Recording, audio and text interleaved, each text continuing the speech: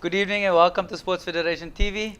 I'm Elton Davids, I'm your host. We have an exciting lineup tonight. We're chatting about dangerous weapons. We've got this little item here which someone will explain to us in a bit. We've got modern pentathlon and we're chatting squash. I'm joined in studio by Jenny. Good evening and welcome. Good evening, Elton. You well? Yes, thank you. Good. Young man Tarquin, are you well? Perfect, can't complain. Yourself? Good. Tarquin, what is this nice little toy that I have here? The thingy in your hand is actually called an épée. So Okay. what does is well, I don't have my whole kit here, but together with the épée, the mask and the whole kit on, especially the wire travels through your right arm if you're right-handed, and it goes through to the back, which clips into a clip that links onto your jacket, and the top. I don't know if you can just press the top there quickly. That obviously, if you touch someone anywhere on the body, toe, head, hand, it goes off as a point. Okay, so it depresses and it makes a noise. Yes. Okay. It makes a noise on the box. It's Okay. almost like, how can I say, like sword fighting back in the day, Yeah. but without the killing element. That's boring. It is, but I mean, we still have to do a few other events afterwards. Okay. Talk about the other events. Jenny, give us an overview of what modern pentathlon is all about. Right, modern pentathlon is an Olympic sport consisting of 5 different disciplines. Generally the competition starts with the fencing and then goes into the swimming. Then there is show jumping, and we've now combined the laser shooting and the running as a combined event. So that makes up the 5 disciplines, but they're effectively 4 different events during the day. So that's really... And I mean, where would one practice modern pentathlon? You'd obviously need a big enough venue to do this, to house all these different kinds of events, or do you move from venue to venue? How often do you have a competition type of thing? We have a competition generally once a month between the Boland and ourselves. So we rotate venues. When we have a competition, everything is done in one venue. Okay. Unless we have to travel for a warmer swimming pool or so on. But training is generally done at individual facilities. The athletes do not train together as modern pentathletes. They do their swimming discipline with a swimming coach, fencing with fencing federation, and then they bring it all together on competition day.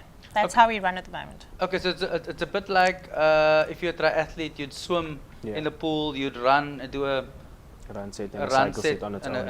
and a bike set. Yeah. Okay, which makes sense. But then, isn't it difficult to combine them all on one day, Tarquin?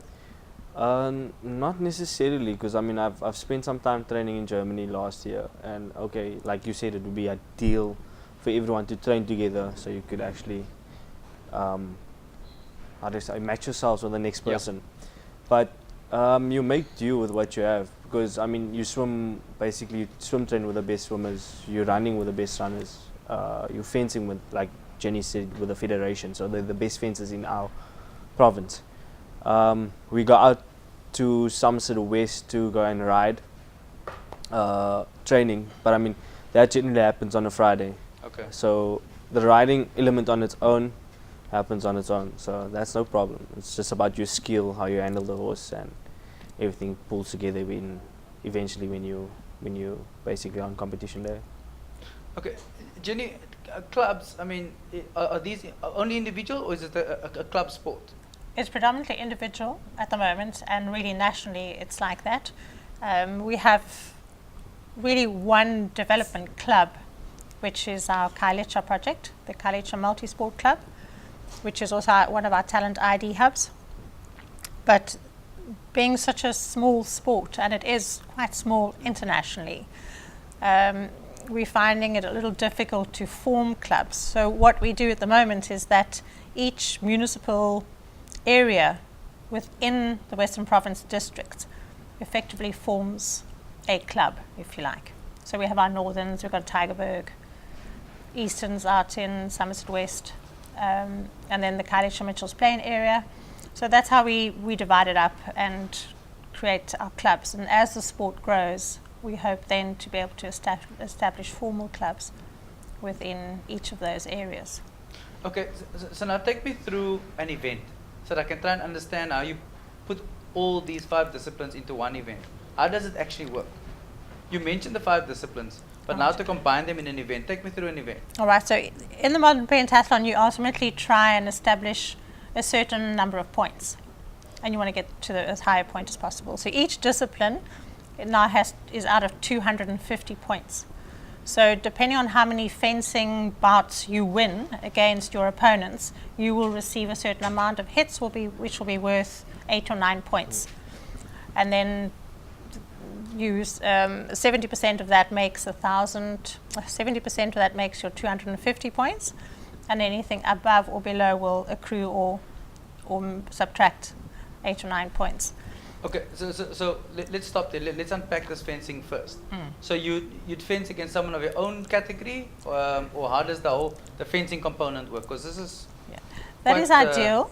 That is the ideal situation, but also again, due to numbers, what we do is we group categories as much as possible from the age groups. So our under 19s, 17, 18-year-olds will compete with juniors and seniors and masters athletes. Okay. Because they've reached a certain standard and their strength and so on. And then we'll have the under 17 age group as much as possible together, and then anybody from 14 and below will form another category. Okay. But we've now got as young as 7, 8-year-olds competing. Nice. So, but there's still so few of them. But as that grows, hopefully they'll have a category of their own. So they're thrown into the deep end when it comes to the fencing event. And you only have 1 bout to accumulate your points, or is it? No, well, it depends on the number of athletes in a group. Okay. Sometimes it's 1, but generally in our local competitions, it's 2 or 3 hits per bout. Okay. And then after that, what's the next event, Tarquin? Obviously, you get your provincials, Western Capes. No. Let's take events. one event. Okay. So after fencing, what do you do after fencing? Swimming. So you'd go to a swimming pool, whether it be 50 meters or 25, and we'll swim a 200 meter. But like the same point basis, if you swim under a certain time, you get a certain amount of points as well. So it combines the fencing points and the swimming points to end up with your last event would be the run shoot. Okay, and you're obviously doing freestyle. Yeah. Nothing else. Nothing else. Are you allowed to do I don't know backstroke if you're allowed. or doggy being paddle? freestyle, you can swim whatever you like. Yeah. Okay, so there's no set category, no set discipline. Obviously, you get tired, you can do Swimming some stroke. no stroke, but you can do whatever you like. Yeah, The but I most think it's efficient one is freestyle. freestyle. There's freestyle. Okay, then thereafter, what comes after that, Jenny? After the swim? And then the seniors would generally go into a show jumping event, because the show jumping is only from your junior level and up. So from 19 and older, you'd have the show jumping event. We sometimes run that competition the day before as well, just so we don't break up the day for the others. But at a senior, particularly an international event, they would do it on the same day. So then they have to go off and go to the riding arena, wherever it is set up, and they have 20 minutes on the horse to warm it up and get to know the strange horse, because they are either allocated or draw a horse that they've never ridden before. Yeah. So they have 20 minutes to get to know that horse, and then they go in and they do a 15 obstacle course. In the shortest possible time. Well, there'll be an assuming. optimum Yeah. time Yeah. depending on the distance of the riding course. It's very similar to the show jumping of equestrian, Yeah. and there's certain rules around that. And they start off with 300 points, and then for every penalty, there's every fault, there's a penalty deducted Okay. from that. Yeah. So what's it like coming to an event and getting on a foreign horse? It's quite fun actually. I fell twice. So at the competitions we had now, so Yeah. normally I train in Somerset West, and the competitions we're having is in Ranchuk, so I don't know the horses at all. It's quite interesting because that makes or breaks you. You could have the best fence, you could have the best swim, but you get given 300 points. If you, let's just say, you knock all the poles down, Yeah. you get deducted. You could end up starting last for the next leg of the race. So it's quite interesting to see. It's a very mental.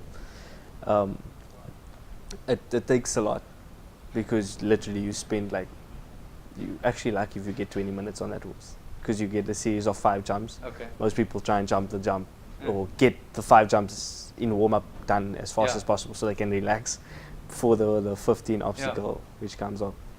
But now you said something about you starting last. Why would you start last in the next event? Because like Jenny said, all the points add up, so all the Okay. points follow a certain order. Right. So if your swimming time is above 3 minutes, they obviously gonna deduct more points from you. Okay. So the next leg of our competition would be the run shoot. So that determines where your stagger would be in preparation to start for the last leg of the race. Okay.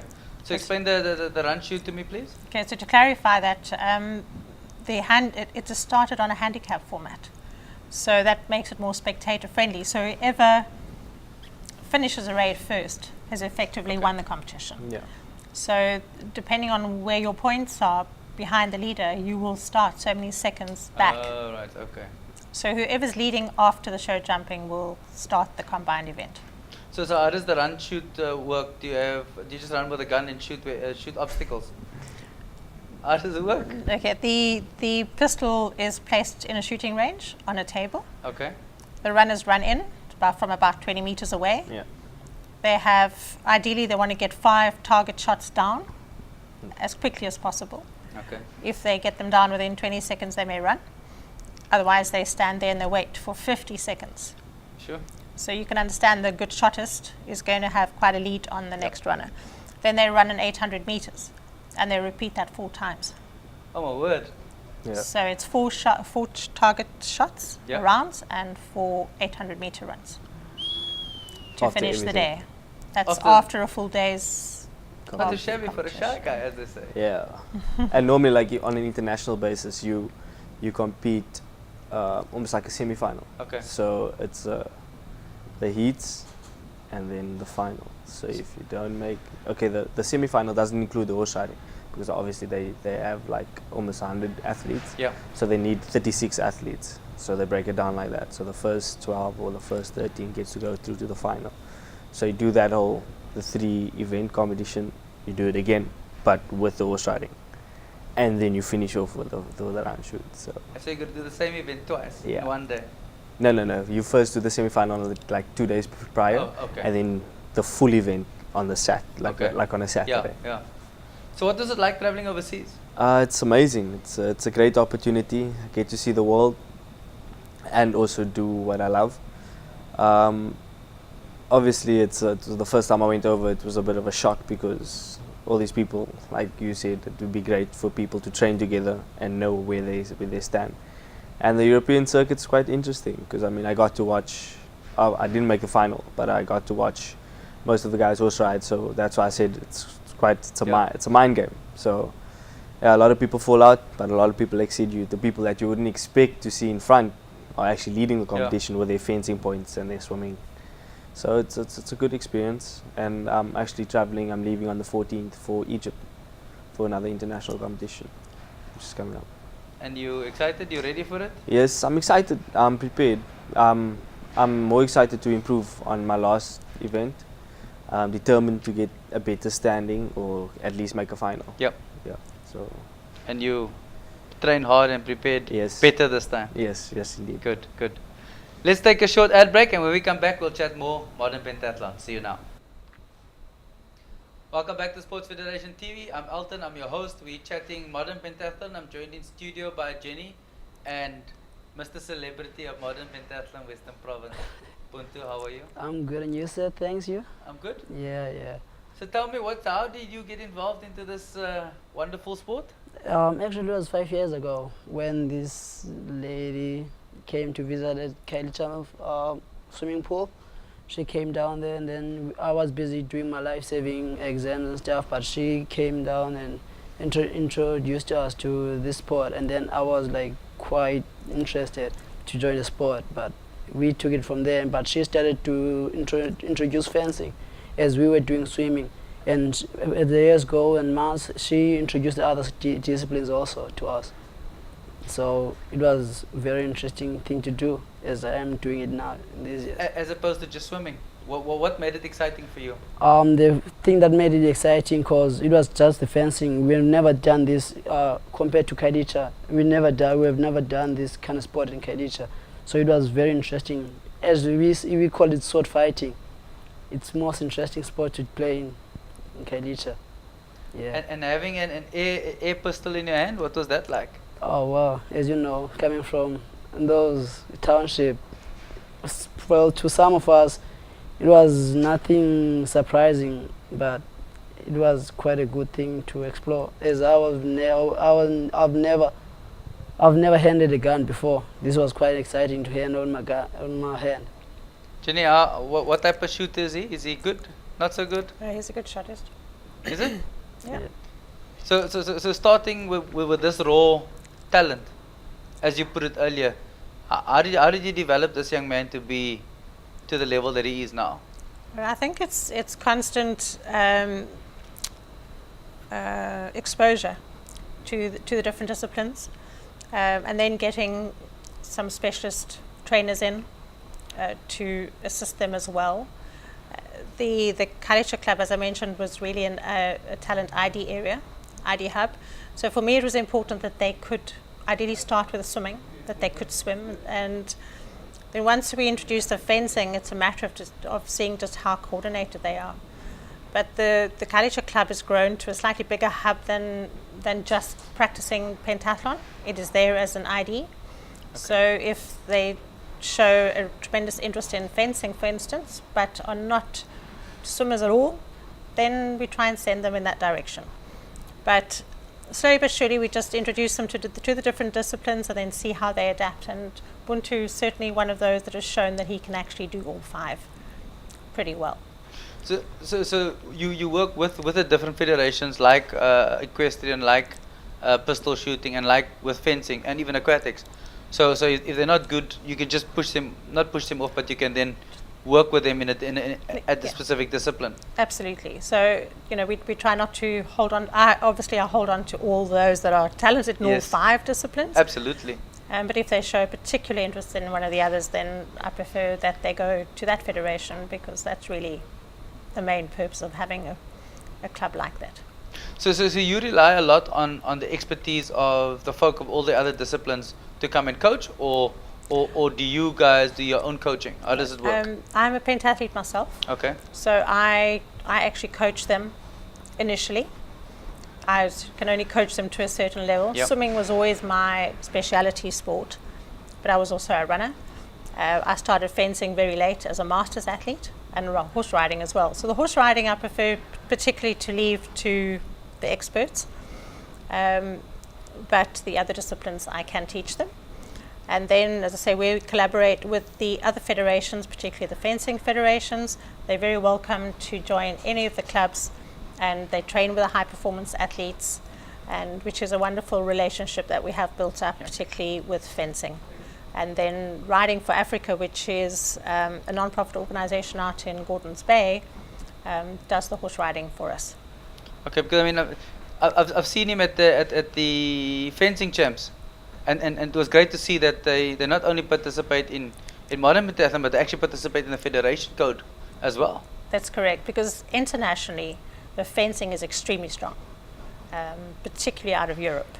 So our athletes really need to compete at the highest fencing level that they can in South Africa to be able to compete against them internationally. But what was it like getting on a horse for the first time? Oh wow, the first thing that you're getting on a horse, you're gonna think, oh wow, this thing is so huge, and there is that feeling that, oh, I'm gonna fall, and then you get nervous. That's the most horrible thing that you would want, to fall off a horse. But I've fallen 5 times on a horse, but now I haven't fallen, like this year I haven't fallen once. I'm doing quite good in horse riding, and my coach is like saying these kind of things. Oh, come on, man, go and do horse riding overseas. We can make something out of it. I'm like, no, I'm just gonna see how I'm gonna go in other sports, since then I can choose what I'm gonna do. That sounds interesting. And now Talkman said that you get on a horse for the first time at a competition. How do you manage that kind of thing? Well, the thing is, I can call it scary to ride a horse that you have never ever ridden, and then you get given 20 minutes to get to know the horse, and that 20 minutes is not enough. Maybe you can get to know a horse more than a day, but that 20 minutes is not enough. But on those like international levels, that 20 minutes is enough for them. But for us, and It's not enough, man. But everything when you get on a horse changes. Changes how? Okay, changes how you get to welfare is also there. But the thing is that if you have passion for horses and you've got love, you love every horse. And then what the horse understands, it's when you tap it on the neck. That thing means thank you. And then when you say thank you, you relax the horse. Okay. Well, that everything changes, man. You get to love it. I'm sure you could ride a horse or even you, man. One day when I'm big, I'll ride a horse like you. Big. Okay, so now, what's it like being a modern pentathlete in Kalicha? Well, What do your friends think about it? well, my friends, okay, they call it the white man's sport. Well, as they would call it, they call me a coconut now, because I'm doing that kind of sport, those kind of sports. But well, I think I'm much more developed more than an athlete. It gave me respect and how to respect everything about myself and but where I live.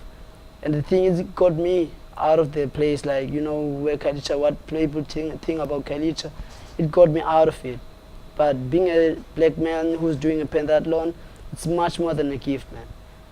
It's a calling. Yes, I can say that. And do you find that there are many other people like yourselves in Kalicha who would want to do the sport, or not really? They're more into soccer. Oh yes, there are. Even in my club, I've got 5 guys. At least 5 that do it regularly. Yeah, they are like more motivated. They want to do horse riding, I want to do horse riding. And then what I can motivate on them, because in order for doing horse riding, you have to be able to swim. Some of them have shown like they can swim, which we have got 3 guys who are doing like horse riding now, who just recently started horse riding. Now we just getting them into the platform that I went through. Okay. And the swimming is always the best thing they must do. First and foremost. Yeah. So that's the start journey. So if they can swim, then you move them on to the next discipline.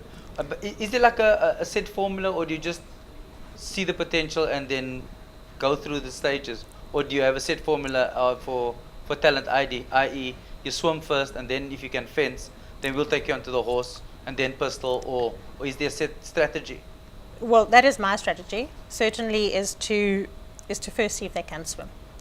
The beauty now, though, internationally is, and which is going to be a great growth area for us as well, for the Kalicha athletes, but also nationally, is that they've introduced an event called the Laser Run, which is like the combined event that they do in the modern pentathlon, but senior, for instance, would shoot 4 times, and then also just do the 4 by 800 meter run. Okay.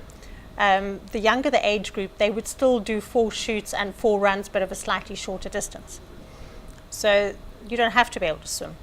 But there is also this year that will be the first World Championships for the Laser Run. Wow. So there's a great potential for us to develop, certainly within the communities and great athletes that we have, certainly in our black communities, to introduce them to the Laser Run. We just need a lot more pistols, but we're working on that one. Which brings me to my next question. What does a bag of equipment cost for your event, for your sport? For one athlete? Just one athlete. I mean, you've got the pistol here, you've got the saber, you've got the mask, there's the whole fencing. Yeah, set. just the fencing set alone for an international athlete would be close on 10,000 Rand. Sure. The pistol itself, at that standard of pistol for an international senior athlete, costs us about 23,000 Rand. Fortunately, they don't need their own horse, but that's the main cost is the fencing gear and their own pistol, because they can adjust the pistol to suit their own eye and their own stance. If they rely on using somebody else's, they'll never really have the privilege of shooting to their best of their ability. I mean, that's an extensive cost for one athlete. And it's not like you can go over the counter and buy these kinds of things. No, we have to import them. This particular range of weapons is a newly developed weapon for modern pentathlon internationally, and they come from Finland. So we import them from Finland. And how many of these do you need to have for an event? Must each person have their own, or do you No, what we try and do now, well, Western Province only has 2. The Boland Federation also has 2. So fortunately, we generally run our competitions together with, and then we have 4 for athletes that don't have their own, but quite a few athletes have now bought their own, so that they can train correctly. So hopefully, within the near future, we should be able to run with 6 at a time. Okay. But obviously, when you've got 32 athletes like we had at the Western Province Championships last weekend, we were only running 4 lasers at a time. It takes a long time. I'm sure, and you got all the other events to get through, or you Yes. finish them, and now the guys have to sit around and wait for a gun. That's right. Ideally, you want to shoot 8 at a time at least, and internationally, all 36 would shoot at the same time. And there would be 36 lanes for everybody to shoot. Yeah.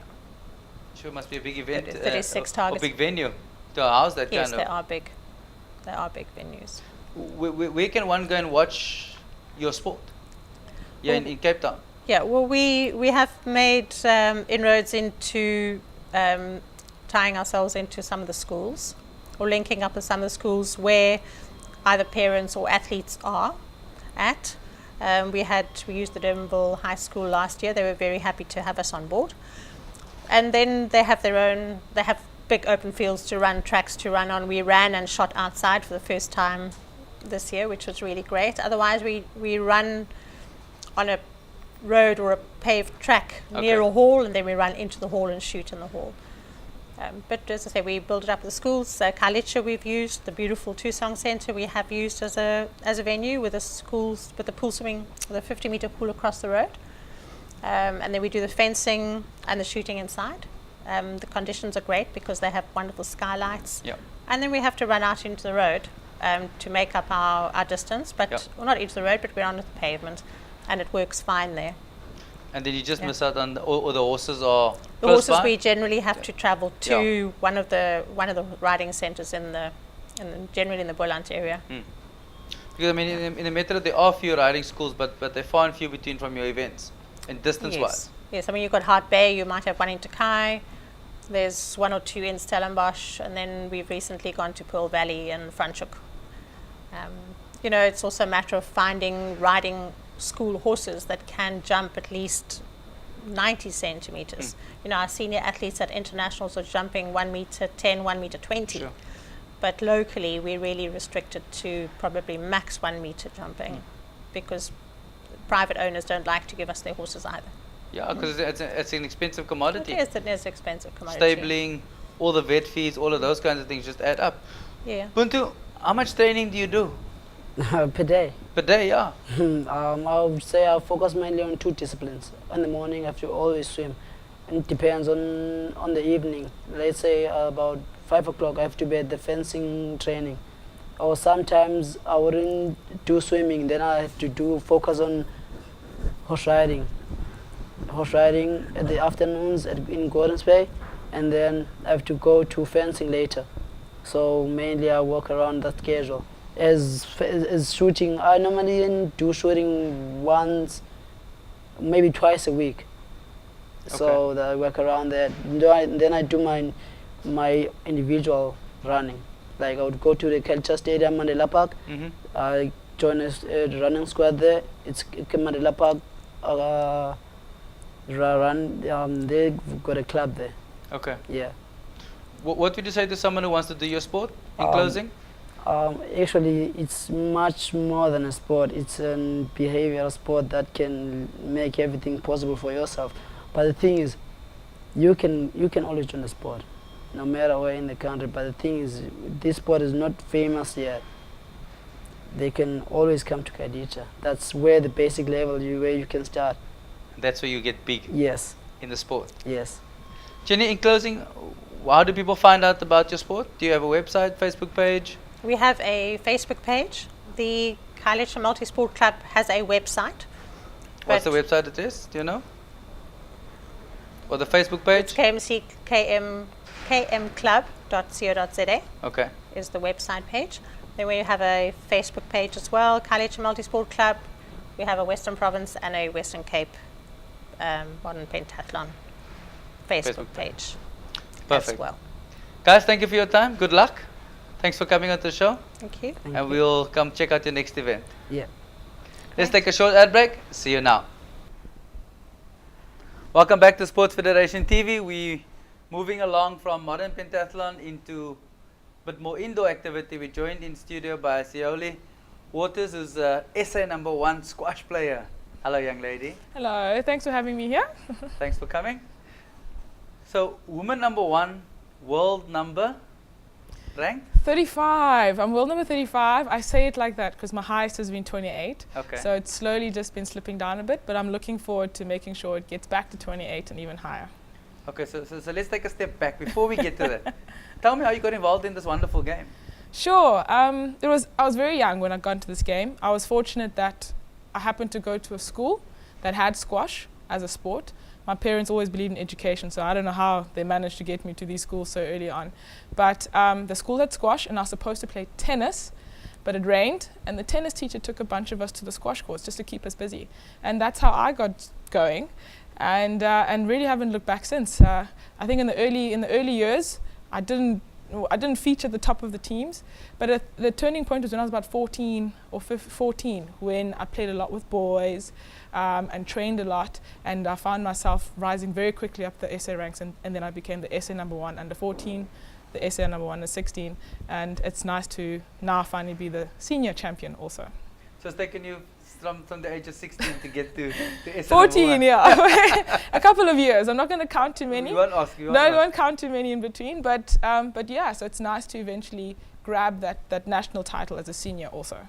And when did you achieve this title? How long ago was this? So 2013 was the first year that I won, and then I was able to do it again in 2014. To me, that was quite important because at times, as athletes, we might achieve something once, and as a player, one of the things I wanted to become was a more consistent player, not great this day and not so great the next. So to be able to do it a second time was actually far more important for me. And before that, I was a runner-up for 3 years in a row, so I was quite happy to get that title. What does it take to be a SA #1 squash player? How difficult is the training and preparation to get to that? Well, I can tell you only what it's taken me Yep. to be the SA #1. What is required is I decided to be a full-time professional. Unfortunately, I was able to be able to do that with the right backing from my sponsors, which was Laser Logistics. And with that, what that meant is that I'm able to train 6 times a day. And that Six can vary. times a day? I mean, sorry, 6 times a week. But a heavy day would mean that I'm training 3 times a day, but on average is always twice a day, ranging from 4 to 6 hours. And that's just not court work? It's a variety of things, yes. Mornings, I love getting rid of the hard stuff quite early. So as they say, eat your vegetables first before you can have your pudding. Yeah. So generally my morning sessions, this is early morning, is often gym or body conditioner or anything that's to strengthen the body or work on stamina. So I like getting that out of the way. And then normally midday I'll have a session with my coach, whose name is Rowan Smith, and he's based here in Cape Town, which is fantastic. And then often later on in the day is a variety of match play or skills and drills with other players around in the province. And as a woman player, and being the top woman player, it's quite important that I make sure that I have the right standard of play here, which can be tough. But playing against men is one of the ways in which helps me to maintain my level. So the general saying that men are stronger than women on the squash court is a true story? It's one of those things we can't deny as females. Our bodies are built differently. So yes, men, me as a #1 women's player playing against the #1's men's player, he will beat me because he has certain physical advantages. But I also like to try and make use of that, and because we can still play against them and get the right match intensity playing against these guys. So it is an advantage as a woman having to train against men. So that means it's quite nice having to play against them in the men's league. I'm going to ask you a crazy question. Ask it. How much of a difference is the intensity and difference between a male and a female #1? How close are your matches? No, a valid point. The biggest thing for guys is that they can do what I want to do for much longer. Okay. That's the huge difference. So, and also skills and technically, there's certain skills they're able to do because body can develop in a certain way. So they have strengths that maybe I might not be able to perfect a certain skill in the exact same way. But can I still achieve trying that skill? It's obviously, yes, that's possible. So with guys, I find they can do it for much longer. But The difference is that some of the guys that I play now, the pressure I feel when I play the top guys here is the same pressure that I feel when I'm competing against the girls who are in the top 15 in the world. Okay. So that's a good balance then. No, it's all about pressure because I guess when I'm playing against them, I can play my best ability, but without really the pressure of saying, do I have to not win? Yeah. Obviously, they want to win all the time. Of course. But the intensity of the game and how long the game can stretch out for I find is quite equivalent to me playing some of the top girls in the world. Here's another crazy question. Do you think some guys are afraid to play against you because you is the number one female? I think so. I think it does happen that guys get a little bit nervous when they have to step on the court with me. Maybe not just me, but other women as well. So along the way, with women being allowed to play in men's league, guys have had to kind of grapple with this idea that I might have to play a girl. And I think there is more pressure for them because their friends are going to be getting around them and rallying and kind of teasing them going, well, you can't lose to a girl. Yeah. So I do believe that it can be just a little bit tougher. They have a different pressure. Yep. But at the same time, normally what they do is they want to crank up the power when they play against us. So I find that with different levels of guys, you might find that I might have the same physical advantage at them, but at different levels, their skill levels differ. So with the top guys, they will be ahead of me on skill and physicality. Yeah. But I find that with certain levels of guys, I might have actually greater skill than their skill. That's quite interesting. We'll unpack that a bit more. Let's check out what squash is really all about. Let's check it out.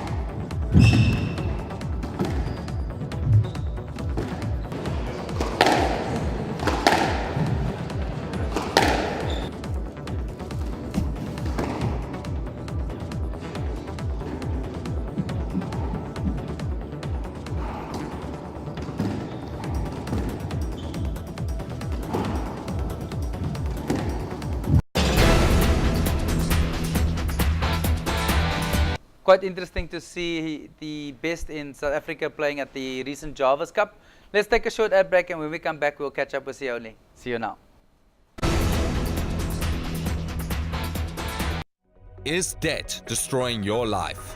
Matfin Money Matters has the home equity leverage plan to turn your situation around, using the difference between the outstanding bond and the current value of your property. We will help you to unlock the equity in your property, settle all outstanding debt, and clear your name at the credit bureaus. If you're a homeowner and permanently employed, visit matfin.co.za or SMS debt to 31022. Get down to the Vasco Tavern for our famous mouth-watering Portuguese dishes. Our friendly staff will help guide your taste buds through a selection of authentic Portuguese flavors. Our relaxed atmosphere is perfect for any occasion and adds to the Vasco experience. Whether it's our famous peri-peri chicken, our fresh fish, or the wide selection of beer on tap, our customers are guaranteed to go home satisfied. Find the Vasco Tavern at 3 Alfred Street in Greenpoint. So come and join us for a Portuguese fiesta.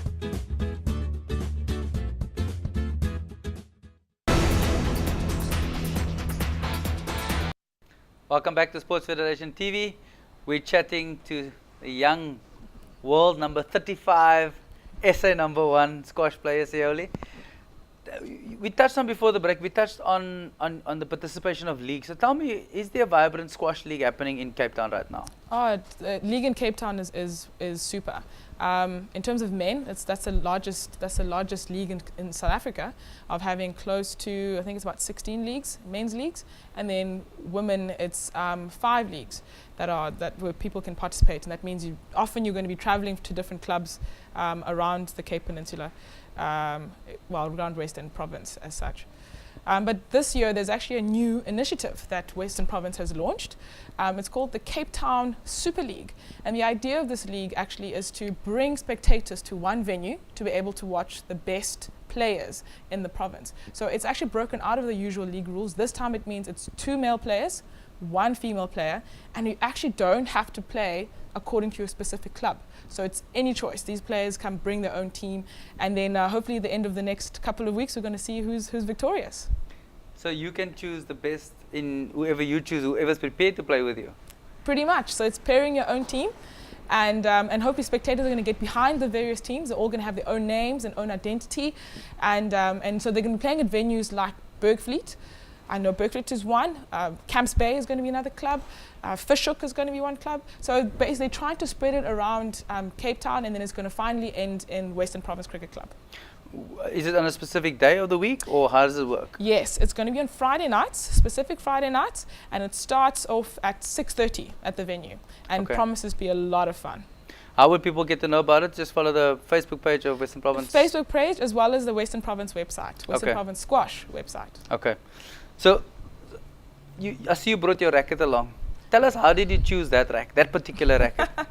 Yes, this baby and I cannot be separated. Well, Technifibre is my current sponsor, and actually a sponsor that started with me. When my very first racket was actually from Technifibre when I started in East London.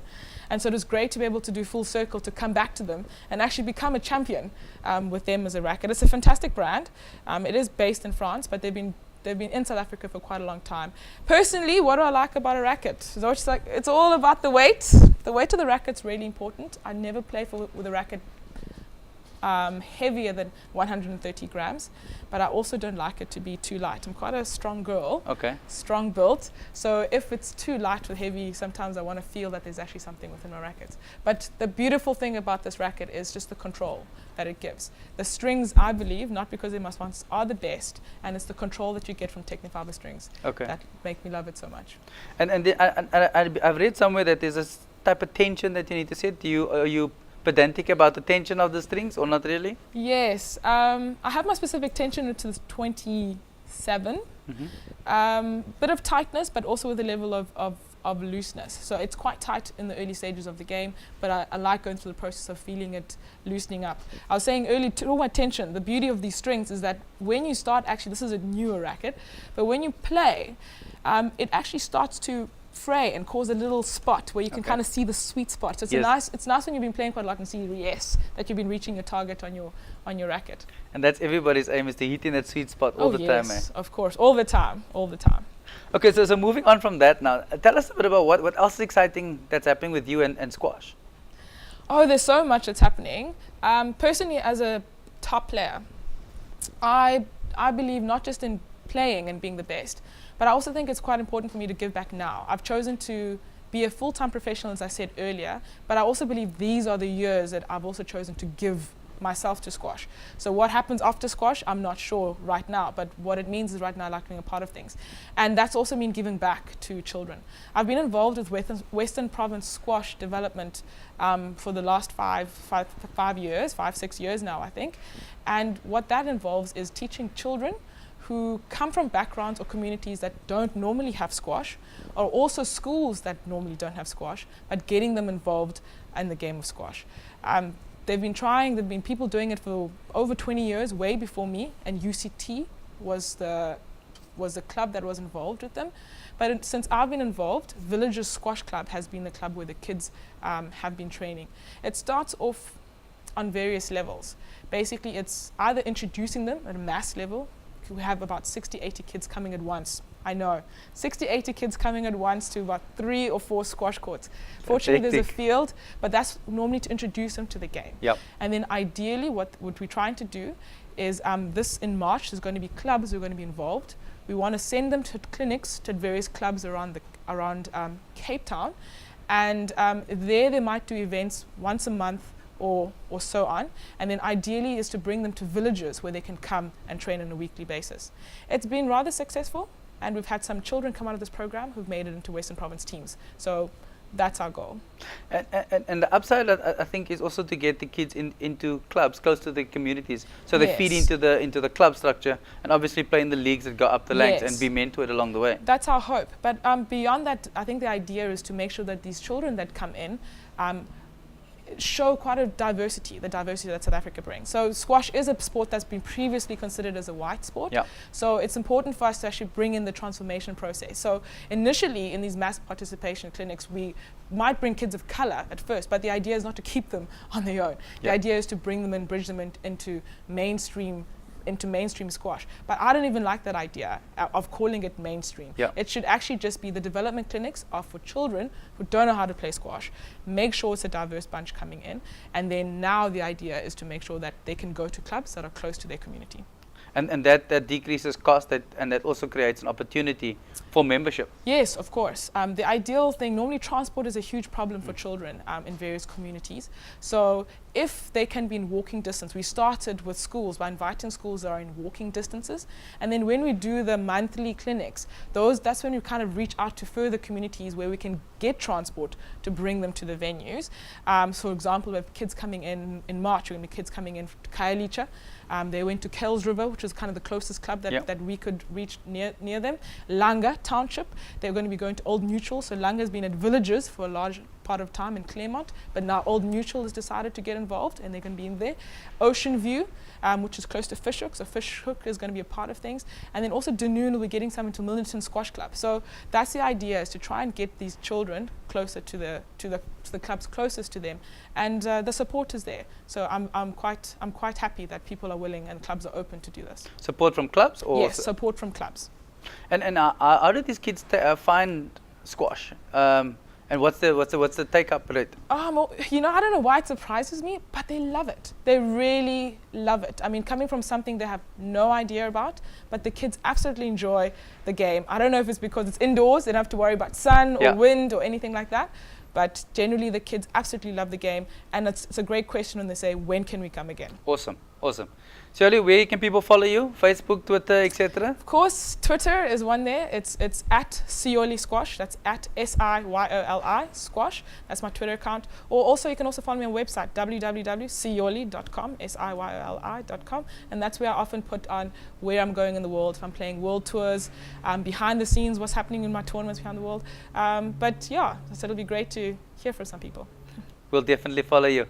All the best to bring down that world ranking and to keep the SA ranking going. Thank you so much. We look forward to coming to watch the super tournament. Thank you. In an area close to where people live. Let's take a short ad break. When we come back, we'll catch up on the Community Diary. See you now. This is Sports Federation TV. We had an interesting chat with the guys from the Modern Pentathlon, and we had squash on the show. Let's catch up with the community diary and let's see what's coming up in this weekend's activities.